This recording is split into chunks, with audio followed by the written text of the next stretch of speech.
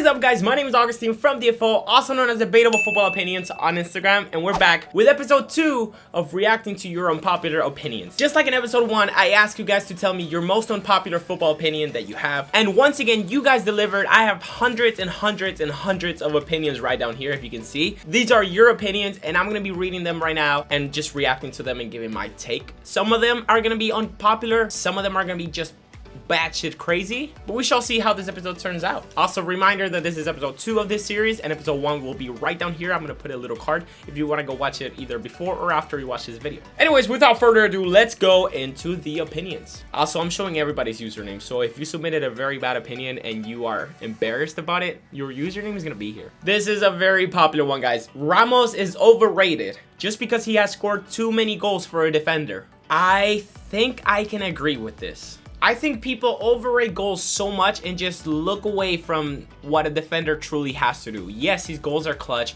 Yes, he's a great captain. And this has been said a lot of times. I'm not saying anything unpopular. But does anybody remember that goalkeeper that used to score free kicks? Yes, this is the goalkeeper that had a lot of goals in his career. If this guy played in our generation, people would rate him as one of the best goalkeepers of all time simply because of the goals. That's how diluted our generation is. They look at goals and they're like, yeah, great player. Don't get me wrong, Ramos is probably the best defender of our generation, but when it comes to defending abilities, like pure raw defending, there's just a lot of attributes that come with being a defender.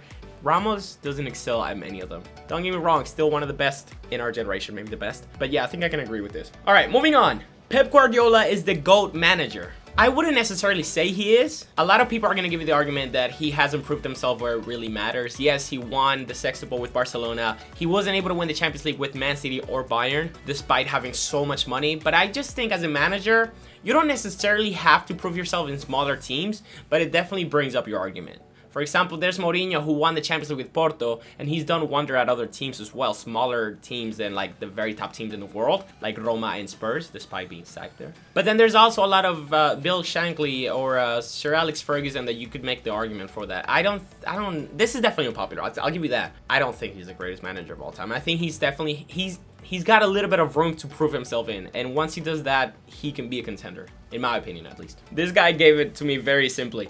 I don't think Vinicius Jr. is a great player. Man, if you hated Vinicius or if you just didn't rate him before the season, you could still have an argument about why he wasn't a great player. But before the season, it was just his finishing that was shit. Everything else, he was great. He was a great threat in the attacking, in the final third. He was a great dribbler. He was decent in chance creation. All he needed was to finish and put the ball in the back of the net. And this season, he did that thanks to Benzema. There's still a lot of things he could improve on in his game, but to say he's not a great player, I mean, this guy just scored the winning goal in the Champions League final, and he's had a tremendously good season. He's probably going to end top 10 in the Ballon d'Or. He's only like, what, 21? So to just simply say that he's not a great player, I'm going to go, no, that's just bad. Which is bound to happen because your unpopular opinions are just bound to be bad sometimes. Hence why they're unpopular. Maradona isn't even top 5 Argentinian. Alright, I'm done. Why did I do that? I know I have to go pick it up. Like, that was actually kind of stupid. Okay. Neymar at his best is better than Cristiano. Okay, let's calm down. I'm sure I can find interesting opinions that are bound to make my brain start thinking rather than lose brain cells. Okay, I can do this. What? Antonella is Ronaldo Jr.'s mom. I can even give you some proof. What?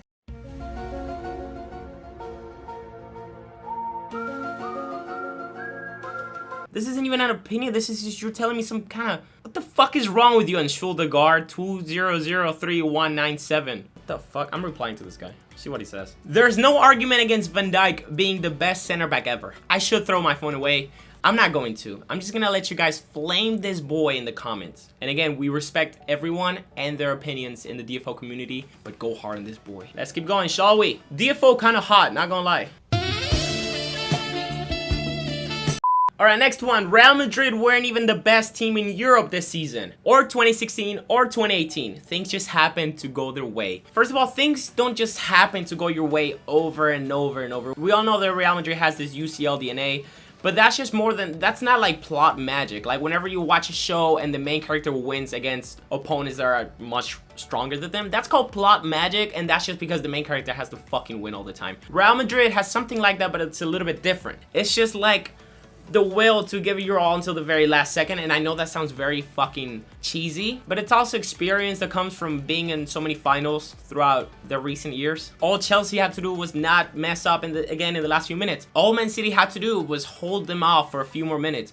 All PSG had to do was not fuck around in the back. Real Madrid just don't give up, and it's as simple as that. Like, I know I'm sounding like I'm giving a speech in Naruto, but you can't just get your way every time. Okay, this one's interesting, and I know it's gonna piss off a lot of my Premier League fans because I have a lot of them. No Prem player gets in an all-time 11, except Ronaldo, but he's considered a La Liga player because his prime was in Real Madrid. By the way, I agree with that. Like, if you make an all-time 11 and if you include Cristiano Ronaldo, he would technically be part of La Liga. And yes, I agree with this. Fucking hell, this one.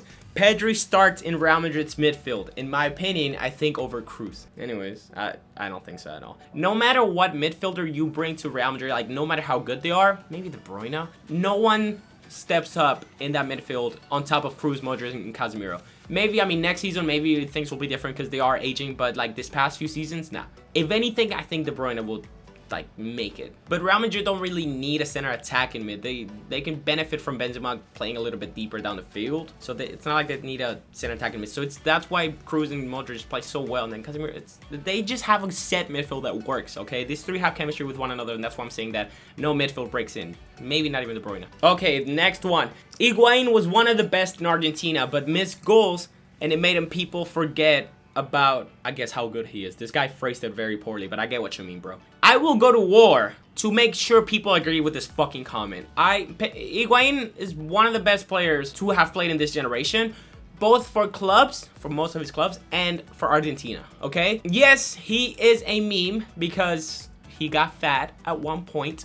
Not even fat, just chubbier. Yes, he missed a goal in the finals because his mentality is shit, I guess. He thinks about it too much. He thinks about his chances too much. He's not the greatest finisher when it comes to crucial moments. But I'm not gonna let his whole reputation go down to just a few goals missed. He is as underrated as they come, and it fucking sucks because he's a great striker. He was great. He was great at Juve. He was great at Napoli. 36 goals with just a few penalties and a few suspensions that he could have gone on and scored more, like almost reached 40 goals in a single Serie A season. That's insane. He was great for Argentina. He was one of the best strikers that we had. Yes, he did miss in crucial moments. Yes, I hate him for it. Yes, I hated him after every chance missed. I was there, bro. I watched every chance. I watched every final. I watched every chance missed. But after I kind of moved on from it, because you can't hate a guy so long, eventually you have to like forgive yourself and forgive them. He is a great player, and there's no way around it. I don't care how much you can hate the guy if you're Argentinian, or I don't care how much of a meme he might be. It doesn't change the fact that he's one of the best strikers and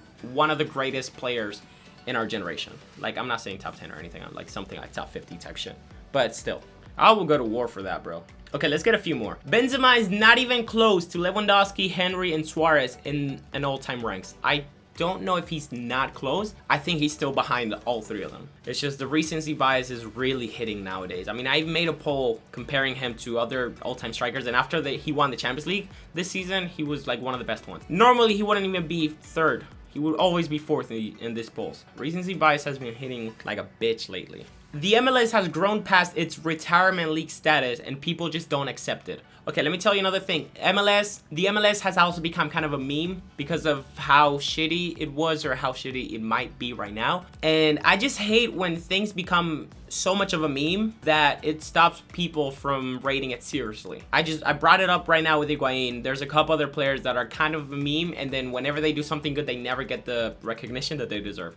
MLS has a lot of flaws, but it's a league on the come up. There are more owners investing, more money to be invested. There's a lot more top players that go to this league sooner. Before, it was kind of like a retirement league, like whenever you left whenever you were 34, 35. Yes, there are some players that are still going at that age, but they're coming younger, fresher, and they make more money. It's definitely growing. I don't know if it's not a retirement league anymore, but Bale just went there and he's only like 33. Bernadeschi is probably gonna go there and he's gonna get paid more than most Serie A players. Insigne just went there. Hector Herrera, probably only 31 or 32. I'm telling you, there are top players that are moving to this league sooner than they would have 5 years ago. Zlatan is the best striker of our generation. The type of goals, technicality, longevity, all checks. The problem is how you rate someone in the all-time rankings. There are some people that just put a lot more importance in longevity. There are people who think prime is a lot more important in that debate. So I think Lewandowski had the best prime in any striker ever, reaching 69 goals in a calendar year. That makes it the second most in the 21st century. I don't think Ibrahimovic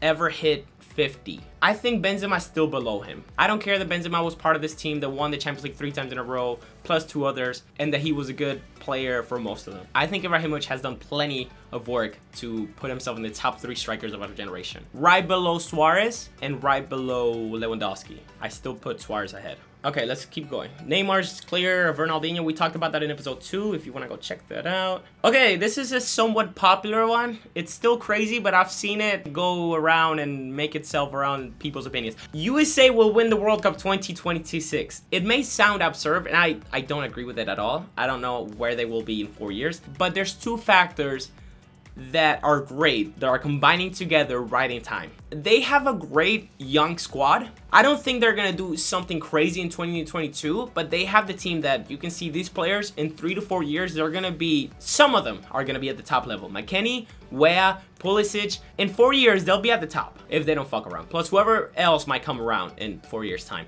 And you also have to bring up the fact that they are gonna be the home host of the World Cup. The 2026 World Cup is mostly gonna be played in the US alongside Canada and Mexico, but mostly in the US. It's like if I told you in 4 years, this squad is gonna be really, really good. And in 4 years, they're also going to be playing the World Cup in their home. So you combine those 2 factors and you can definitely make the argument that they're going to make it far in the World Cup. I think if they made semifinals, it would be an instant success. Because that's the furthest they've ever made it in the World Cup. But in the recent 5, 6, 7, 8 World Cups, I think quarterfinals was the furthest that they made it. So they definitely need a little bit of a push. And this is what could give them that push. I think I could see semifinals. I'm making an early ass prediction because it's in 4 years time, but semifinals would be a good win. All right, one of the last opinions. Messi should have retired instead of going to PSG. It tainted his legacy. Bro, I can agree that this first season hasn't been good, but you're telling me that this guy should have retired at 34 years of age? Like, I think he was 33 when he left to PSG, actually, in the summer of his birthday. You're telling me he should have retired at 33 or 34? Are you crazy? He's got so much to give, and we got the World Cup next year, bro, and you're telling me, yeah, let's just retire. I'm sorry, bro. This is really stupid. Okay, we're gonna go through one more, and I guess that'll be all. Cavani is super overrated. I certainly agree with this. Thank you to this guy for actually speaking the truth. I don't know who he is, but I definitely agree with you. This is one of the best opinions that I've seen in this episode. Probably the best one. I definitely agree with you that Cavani sucks. Oh, you said overrated. Sure. Either works. But anyways, guys, that is all for episode 2 of reacting to your unpopular opinions. This episode was definitely, I think it was definitely spicier than episode 1. I'm definitely gonna make an episode 3 if people continue to show support to the series and the channel. And since you guys are doing that, I'm probably gonna keep going. Thank you to everybody who submitted their opinions. I try to show more, so a lot more people got exposure. But I had to end it short, and I'm gonna end the video right here. As always, thank y'all for watching, and I will see you guys next time. Take care. Thank you for watching, and cheers.